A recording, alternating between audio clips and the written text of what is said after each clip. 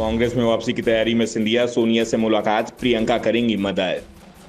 संसद के central hall में साथ साथ दिखाई दिए सोनिया और सिंधिया। जल्द ही बीजेपी छोड़ कांग्रेस में जा सकते हैं ज्योतिरादित्य सिंधिया। ज्योतिरादित्य सिंधिया ने अब कांग्रेस में जाने का मन बना लिया है।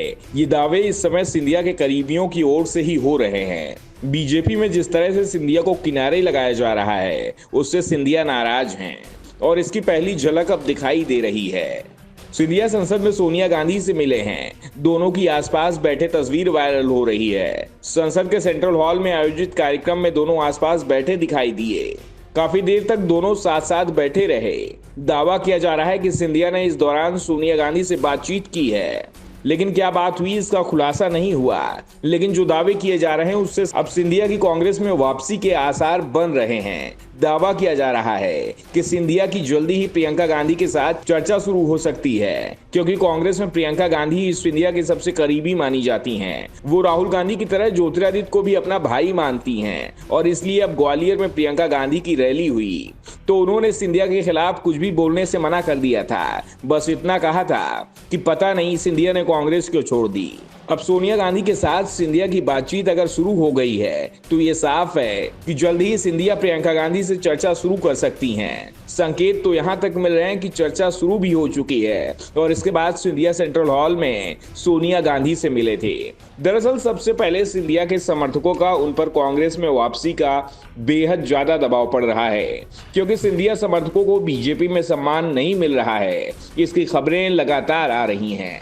सिंधिया के साथ अधिकांश नेताओं को बीजेपी के पुराने नेता सम्मान नहीं दे रहे हैं, जिस कारण से सिंधिया अलग थलग पड़ते दिखाई दे रहे हैं। दरअसल विधानसभा चुनाव में सिंधिया की टिकट वितरण में बिल्कुल भी चलती नहीं दिख रही है।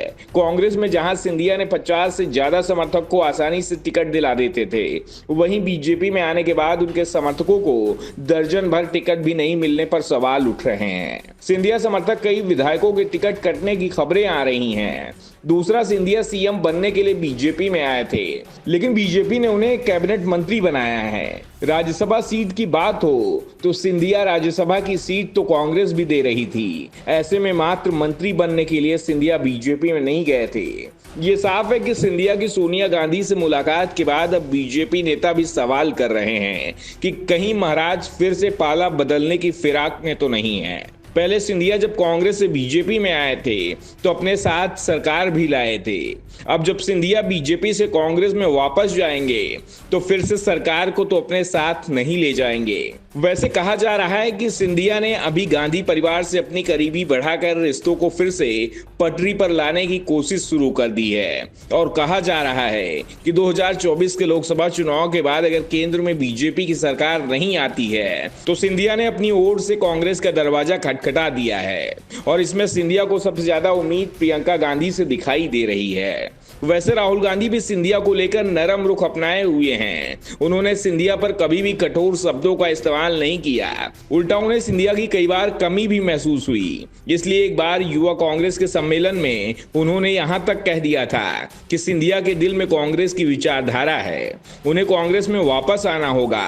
और अब कहा जा रहा है कि राहुल गांधी ने जो कहा था वो सच होता दिखाई दे रहा है। सिंधिया घर वापसी की तैयारी में हैं, वो घर जहां उन्होंने 18 साल की राजनीति की है।